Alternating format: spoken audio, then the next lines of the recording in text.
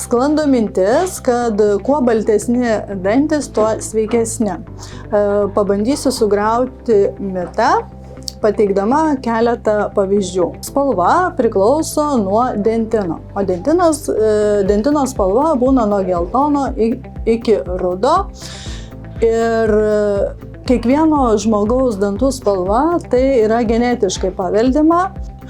Kuo daugiau dentino, tuo dantis yra tamsesni. Tai ir nereiškia, kad jie yra nesveiki. Kuo emalio sluoksnis yra storesnis, tuo dantis yra baltesni. Su amžiumi emalio sluoksnis plonėja, emalis mineralizuojasi labiau, tampa skaidresnis, dėl to labiau persišviečia dentinas ir dėl to jie darosi tamsesni. Ir tai nereiškia, kad tamsėjant jie darosi labiau nesveiki.